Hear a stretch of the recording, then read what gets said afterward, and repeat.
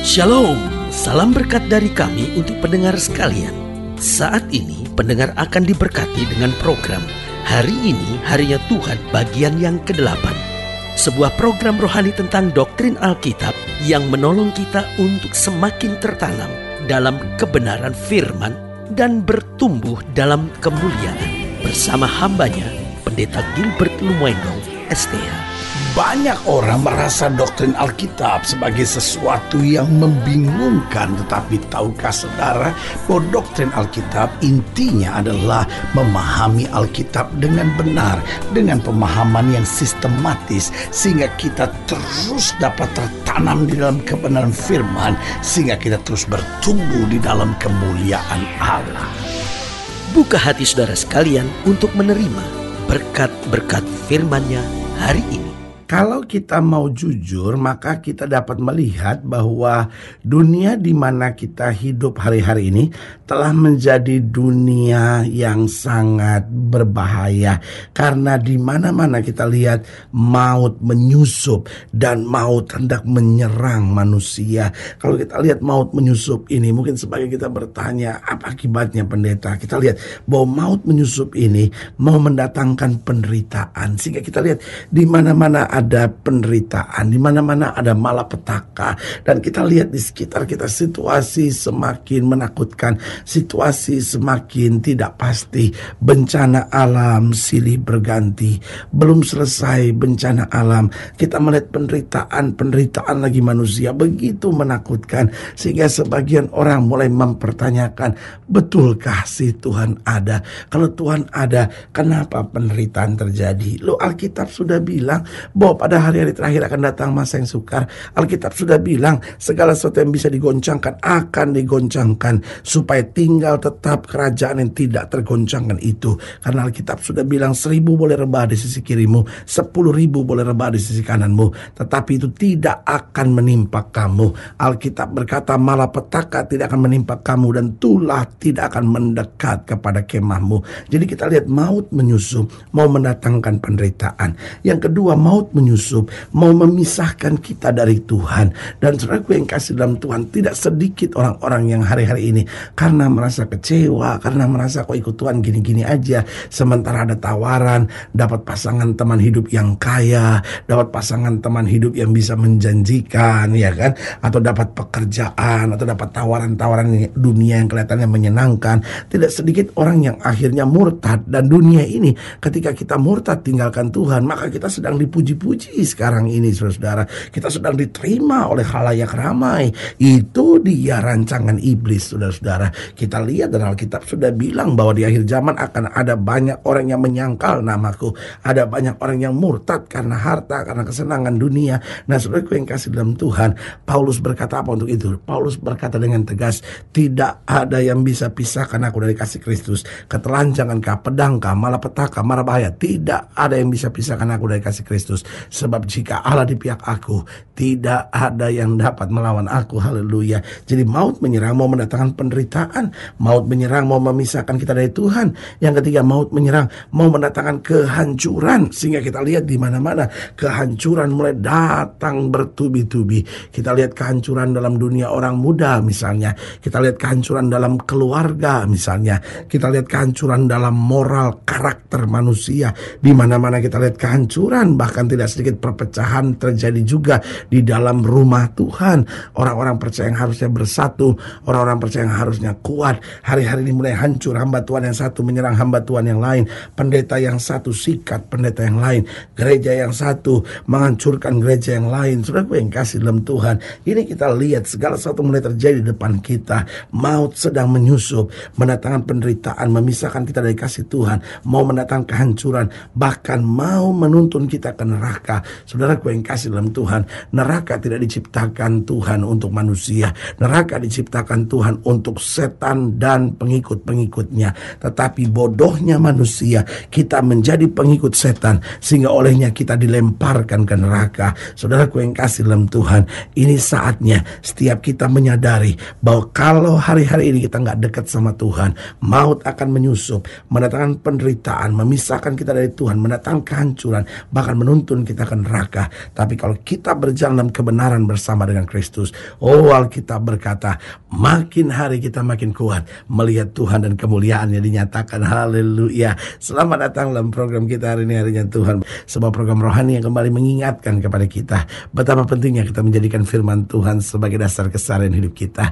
Karena selama kita menjadikan firman Tuhan sebagai dasar keseharian hidup kita, langkah-langkah ke depan kita penuh dengan kepastian, kemenangan, berkat mujizat dan perkara-perkara besar. Haleluya. Dan dalam program ini kita sedang membahas tentang maut menyusup. Nah, karena kita lihat situasi hari-hari ini, maut mulai menyusup sehingga kita bingung. Anak umur 13, 14 tahun sudah nonton blue film. Anak umur 13, 14 tahun sudah merokok. Bahkan anak umur 13, 14 tahun sudah coba narkoba. Saudara yang kasih dalam Tuhan, dunia makin menakutkan. Kita betul-betul harus sungguh dekat dengan Tuhan. Kalau tidak, maut akan menyusup dan menghancurkan segala sesuatunya. Nah, pembahasan kita dalam program tentang maut menyusup ini, kita mau sama-sama belajar dari Yeremia pasal 9. Yeremia pasal 9 ayat yang ke-17 sampai ayat yang ke-22. Yeremia pasal 9 ayat 17 sampai 22, demikian firman Tuhan.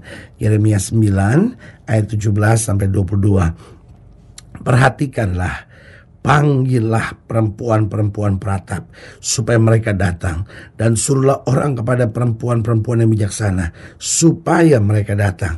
Biarlah mereka bersegera dan meratap karena kita, supaya mata kita mencucurkan air mata dan kelopak mata kita melelehkan air. Sebab terdengar ratapan dari Sion, wahai binasalah kami sangat dipermalukan, sebab kami harus meninggalkan negeri ini, karena rumah-rumah kediaman kami dirobohkan orang.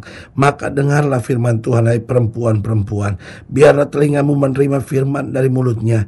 Ajarkanlah ratapan kepada anak-anakmu perempuan, dan setiap perempuan nyanyian ratapan kepada temannya. Ayat 21, perhatikan baik. Maut telah menyusup ke jendela-jendela kita. Loh, saudaraku yang kasih dalam Tuhan, seharusnya Alkitab berkata dari Gunung Sion akan datang keselamatan. Tetapi justru yang terjadi di Gunung Sion itu terdengar ratapan.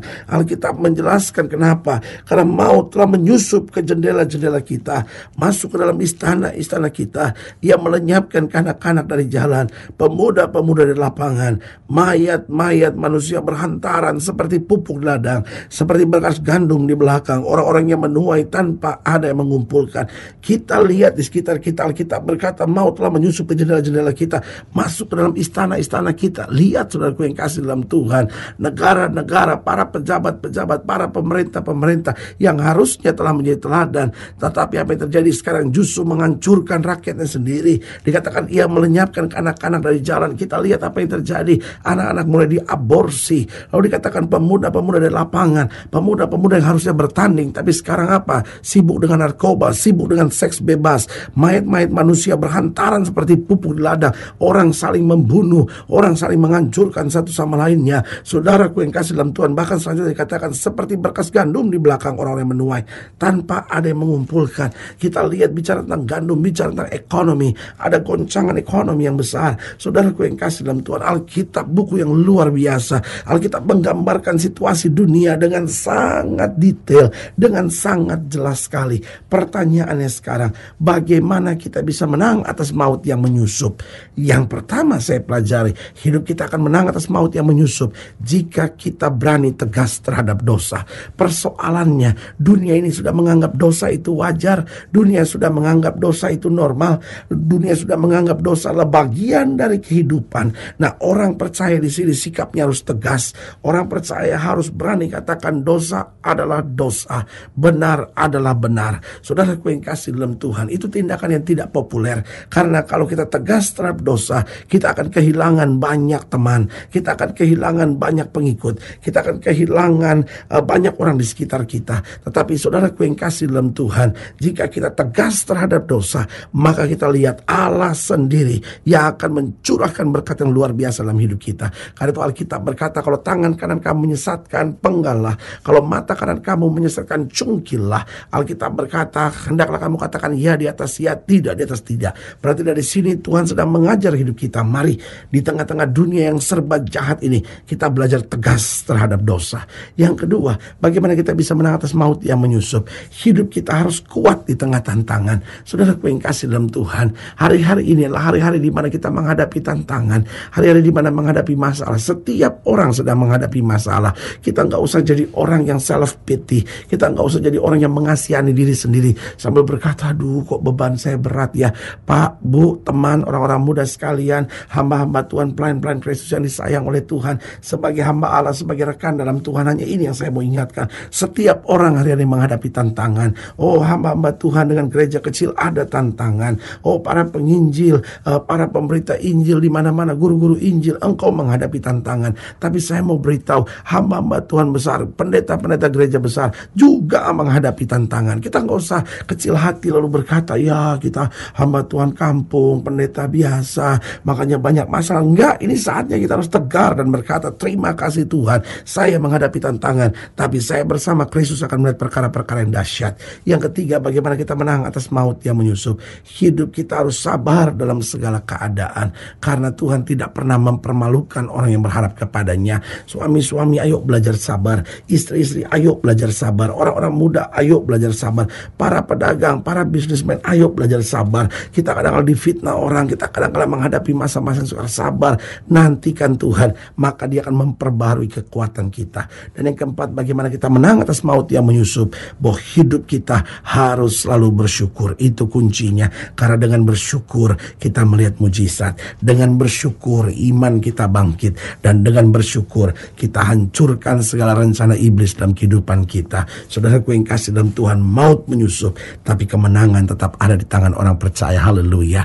Saudaraku yang kasih dalam Tuhan, jika saudara ingin dilayani lebih jauh, hubungi kami melalui telepon, hubungi kami melalui surat, kunjungi website kami, karena kami ada untuk membawa Bapak Ibu sudah senantiasa lebih dekat pada Tuhan dan mengalami kasih kuasa mujizat yang luar biasa. Haleluya. Secara khusus melalui program ini juga saya mau berdoa buat setiap orang yang sakit, setiap orang yang berbeban berat, karena saya percaya bahwa bagi Allah tidak ada perkara yang mustahil. Dan saudara-saudara yang didoakan secara khusus, boleh taruh tangan kanan saudara di dada dan kita akan berdoa. Mari kita berdoa.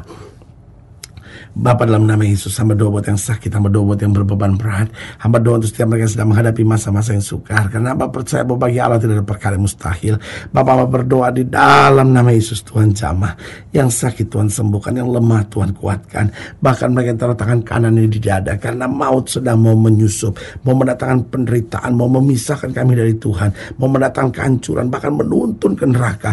Bapa, kami tolak dalam nama Yesus, sehingga hidup kami tegas terhadap dosa, kuat di tengah tantangan, sabar dalam segala keadaan, bahkan senantiasa bersyukur. Di dalam nama Yesus kami berdoa. Haleluya. Amin. Saudaraku yang kekasih dalam Tuhan, kita sudah berdoa. Ingat, Allah tidak pernah lalai menepati janjinya. Inilah saatnya buat kita untuk bangkit, bersemangat, bersukacita dalam menghadapi segala perkara. Karena kita tahu Yesuslah kekuatan kita, Yesuslah sumber kemenangan kita. Bersama Dia kita tidak akan goyah. Haleluya. Doa saya menyertai saudara. Sampai berjumpa pada program berikut, dan jangan lupa jadikan hari ini harinya Tuhan. Haleluya.